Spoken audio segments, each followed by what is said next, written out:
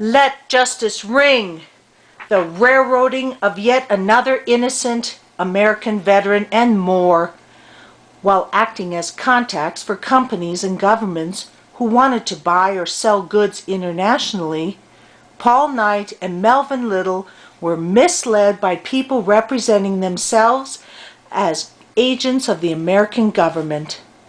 As a result, they are now fighting 2 civil court cases, an appeal, and a criminal case. They were apparently set up by undercover government agents who appeared to misrepresent themselves in what resembles an elaborate scheme of lies and deception. Mr. Knight and Mr. Little's names were broadcast across the internet by the Securities Exchange Commission as criminals before they had a chance to prove their innocence.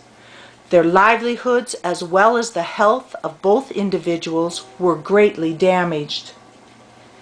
It has been more than 6 years of living under constant fear, possibly being listened to without their permission, followed, coerced, and shot at, that has caused great bodily harm to both individuals' health and well-being.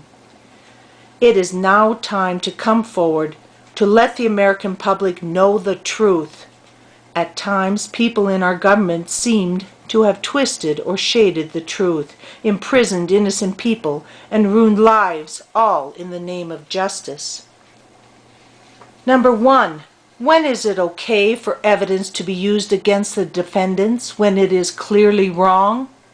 It was stated in the Securities Exchange Commission's expert accountant testimony he had not investigated it and merely signed what the SEC prosecuting attorney wrote in the expert accounting report to the court, even though it is clearly documented where the money went, and supported by the transcript of testimony by the SEC employee on April 27, 2007.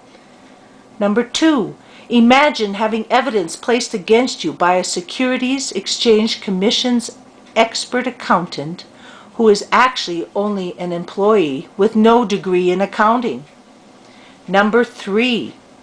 Can you imagine the hardships one innocent, severely disabled American veteran is enduring by being charged in not one, but a second SEC court case that is almost identical to the first one? He is also expected to pay 2 lawyers in different districts.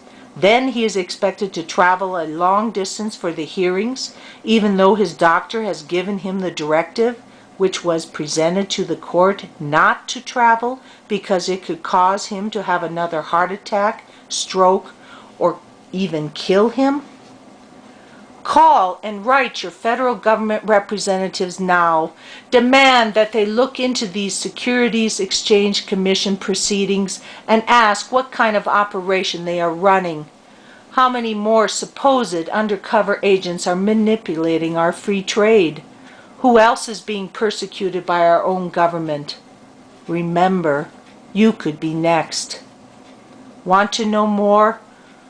Go to the LetFreedomRing69.com website for links to court documents and more. It is time to take a stand for your own freedoms by providing support for these 2 victims. Thank you.